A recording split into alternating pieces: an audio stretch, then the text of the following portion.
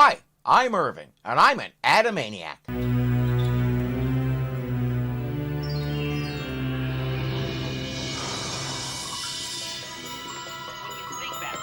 This is going to be pretty bittersweet. This is the last thing I can find with Adam West playing Batman and Burt Ward playing Robin. So let's make the most of it. As we open, Adam West is watching footage of the Batman show, but someone is sneaking around his property.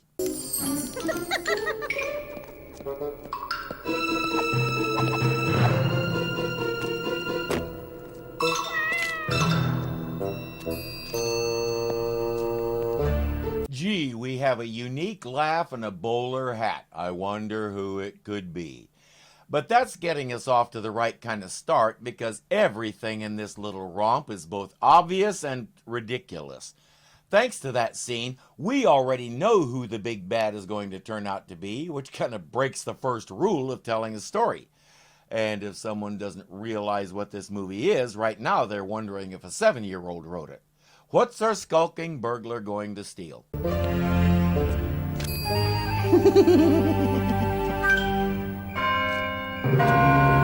He's stealing the doorbell. No, he's leaving an invitation to a party, which would be fine, except the party is happening pretty much right now. Alfred, I need you. What to wear? Too flashy. Too stuffy. Too formal. Too retro. Nuts. It's not Alfred, Mr. West. It's Jerry. Curtis Armstrong does mostly voice work today, but his face is thoroughly familiar to movie and TV viewers, too. He first came to attention as Booger in Revenge of the Nerds, and that led to his big break when he got the role of Herbert Viola, Agnes DePesto's boyfriend on the wildly popular series Moonlighting, the show that also catapulted Bruce Willis to stardom. One of the more amazing things about him is all the different roles he's played despite only being 5'4". As we'll see, there's a reason why I'm mentioning that. You know, I'll never get used to that. A nostalgic nod to that series you used to do? Oh, no. It was there when I bought the house. It came with the house.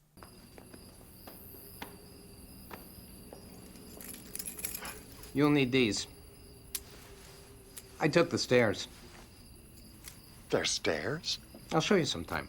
This is not going to be easy, because even if I live another 100 years, I won't be able to come up with jokes this dumb. The invitation is for a charity event at the Car Museum. Someone else got a last-minute invitation, but it appears both are bogus. They weren't invited, but our hostess is okay with them being here. I love your show, though, Robin. Do you mind if I call you Robin? Actually, I'd prefer my real name. That was only a character. Boy Wonder, then. Close.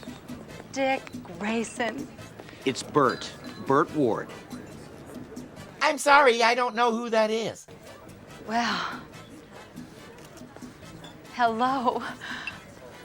Next, I suppose you'll tell me this isn't my favorite superhero. Hello. I'm Adam West. Just go with it. Whoever you are, with that line, you're a man after my own heart. She says, well, we're thrilled to have you here anyway.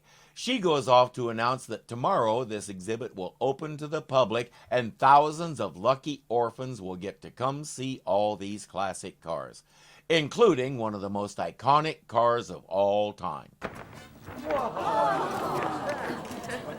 The Batmobile. The classic Batmobile, designed by George Barris for the television series, not to be confused with the movie version. This can't be a coincidence. Is it all right to sit in it just for old time's sake? Oh, of course, please. Ah, the memories. They spent a lot of time in that car. You know, I forget what some of these buttons do. If the prop department did their job correctly, they don't do anything. They're props. I wouldn't touch those if I were...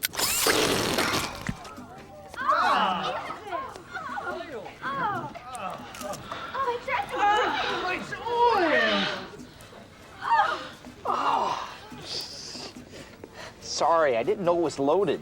Oh, prop department, we need to talk. Burt is going to be the goat in this movie.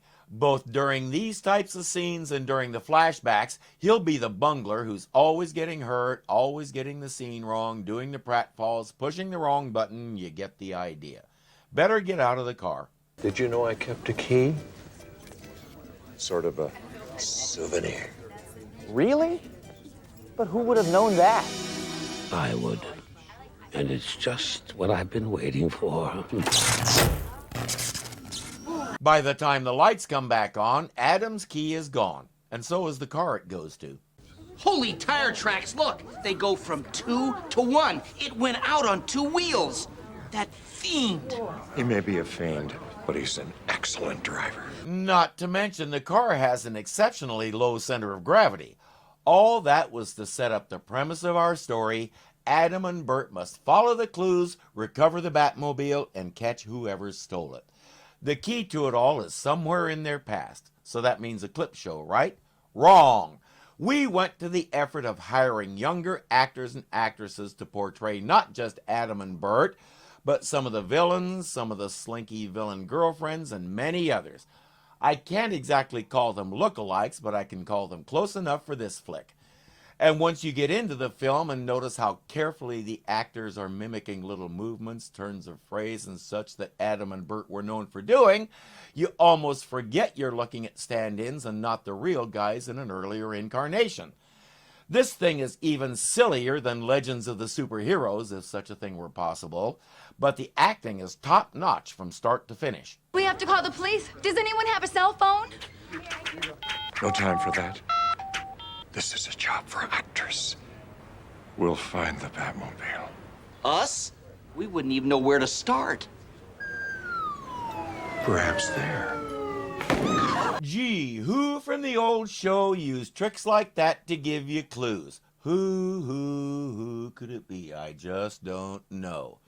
So far, all we have is the hat, the laugh, and a repeat of the first gag he ever pulled on you. What a mystery. No, they won't figure it out until he reveals himself and shoves it in their faces. An elephant. I always do this. What's that supposed to mean? What does an elephant always do? Anyone? You're sitting there practically screaming, "An elephant always remembers, an elephant never forgets." But there's no time for that now. Let the terrible jokes commence. We'll take my car. It's already been established. Hey, if you're looking for the Batmobile, it went that way. You have a sharp eye, my friend. As I said, He has directions. Highway to Arizona. Arizona? That could take till dawn. Those orphans are counting on us, Burt. You want to be the one to look in their sad little eyes tomorrow and tell them there's no Batmobile? You're right. Let's go. Tip the man, will you? Thanks, chump. Burt will also be the one shelling out the bucks every time there are bucks to be shelled out. Finally, Burt comes up with the answer to the riddle, so it's time to start remembering. They have to go back through every detail from the start of the show to the finish if they're going to unravel this mystery. Just don't talk about the monkey. We have to talk about everything. You had that TV show in Hawaii when you were still Billy West Anderson. You mean when I took over the Keeney Popo show? Yes, you and Peaches. That really happened in the late 1950s. He was living in Hawaii at the time and still going by his birth name of William West Anderson. He didn't adopt the stage name Adam West until some time later, probably because it's much easier to say. Fair warning, my friend. If we have to remember that, then we have to remember what you were doing before our series started. I was in real estate. Okay, so I wasn't setting the sales world on fire, but my wife and I had a place at the beach. Sort of. It seemed like kind of a phenomenon in the 20th century. Sooner or later, I do believe just about everybody in America tried their hand at selling real estate. I've lost count of how many members of my own extended family did it, and out of the whole bunch, 2 were successful at it. I saw how volatile that line of work was and said, no thanks. I'm a good salesman. Everywhere I've worked in sales, I've done really well. But the truth is, I don't like it. I'd much rather be doing this. So I guess it's a good thing this is what I'm doing. Where were we? Hey, I found a couple more. That should do it, don't you think? Well, looks like enough to buy dinner anyway. Guess we're not starving. See? You proved my father wrong already. Yeah, one meal a day. Baked potato and chicken wings is not exactly how I pictured our life. Bert's first wife, Bonnie, at least in this story, is thoroughly supportive of his desire to be an actor, and she's willing to do all this to help him get there. Amy Acker was a good choice to play her, as we'll see. He says he sold 3 houses in 2 years for a total of $800 in commissions. That's why I avoided the field. Well, you can't just wait around for the phone to ring. Especially if that's your phone. After the 3rd time it got swamped by a higher than usual tide, the phone company decided the payphone on the beach was a bad idea.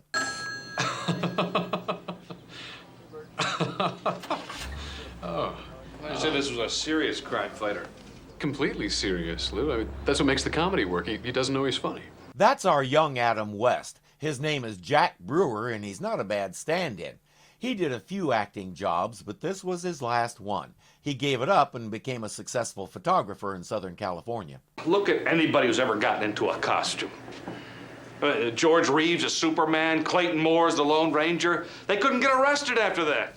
I'll take my chances because I love this script. Just be a good agent, okay? Talk to this producer and get me the part. I'm not sure what Lou means. Yes, George Reeves found himself typecast as Superman and ultimately committed suicide. Clayton Moore, on the other hand, had it made after the Lone Ranger. Since he was already a household name and everybody knew his face, he had his pick of guest appearances and especially commercials. He kept himself in clover doing ads for products like Aquavelva, often as the Lone Ranger. Lou may be exaggerating things a bit. And besides, Adam doesn't care. Get him the part. Burt Gervis Jr.? It's to meet with, this guy right here. He's a casting director. Through the gate to the right. Open up a Mr. Olivier. It'll take him 3 tries to get his car through the gate because it keeps conking out, but he'll get there eventually. This is your resume? There's not a lot here. Actually, there's nothing here. The acting business is really no different than any other business. Everybody wants you to have experience. Nobody wants to give you experience. Nobody wants to be the first to take a chance on you. I often wonder how many businesses missed how many golden opportunities to hire whiz kids that could have sent their business into the stratosphere because of that attitude. Still, the casting director says, let's see what the camera thinks of you. He does have one concern. I imagine that you've been playing parts between, what, 15 and 17? Sure. You know, you're kind of big for this part. Are you sure you're not going to grow anymore? Oh, I promise you, sir, I won't grow anymore. That conversation actually happened, except it wasn't with a casting director, it was with producer William Dozier. I suspect it may be one of the factors that got him the part. Is this a period show? What, with the tights and all? You don't even know what you're testing for? How long have you been in this business? Truth is, Yeah? this is my first audition. Ever? For anything? Is this a problem? Just, show us some of that stuff that you told me about. Again, everybody who's ever been on film in Hollywood had a first audition. Somebody took a chance on them. Let's just do this, shall we? Mr. Gervis said some of his special skills include martial arts, breaking boards and stuff like that. That's all true, too. In fact, a little fact to dazzle your friends with, the first time Bruce Lee ever did a fight scene on film, his opponent was none other than Burt Gervis Jr. In 2015, Burt Ward was inducted into the Karate and Kickboxing Hall of Fame. Not bad for a kid running around in tights battling foes with names like King Tut.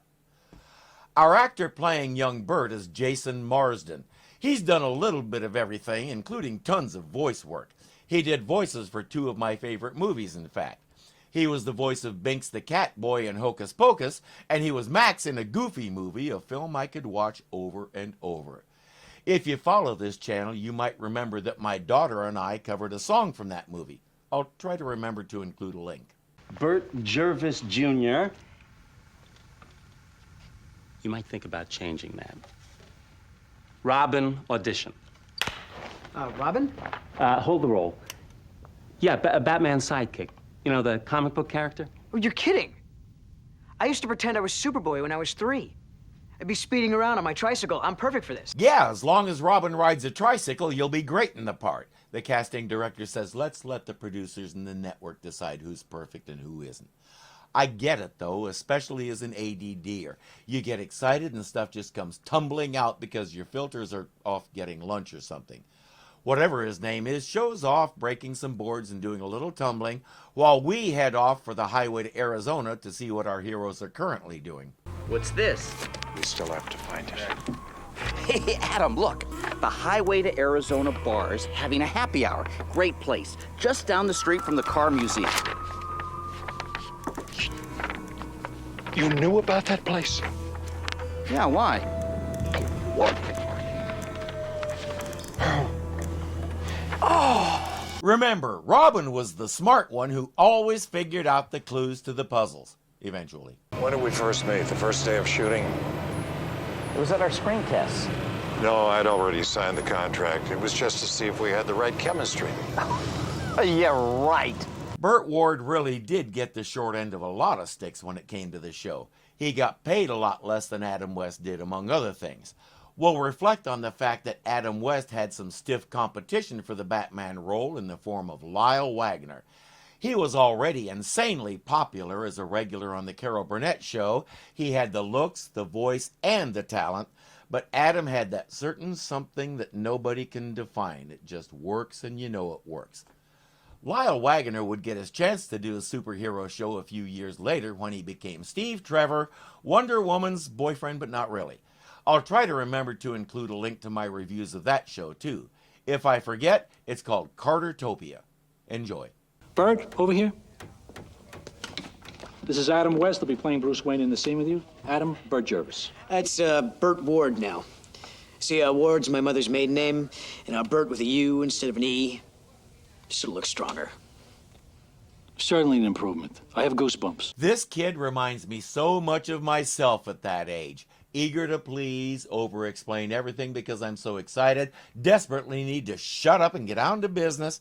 I have some serious identify with this guy going on. We'll watch a little of Lyle Wagner's screen test and see the network boys choose Adam and Burt. We have our superhero team. And it's not getting our heroes any closer to figuring out who stole the Batmobile. Let's go back to the day they were introduced to the Batcave. They're both overawed by the set. Producer William Dozier tells them we're doing something that's never been done before, including the idea of being on twice a week with a cliffhanger ending to bring audiences back. Will it work? Are they ready for this? There's one way to find out. Let's make it official, guys. Batman, meet Robin.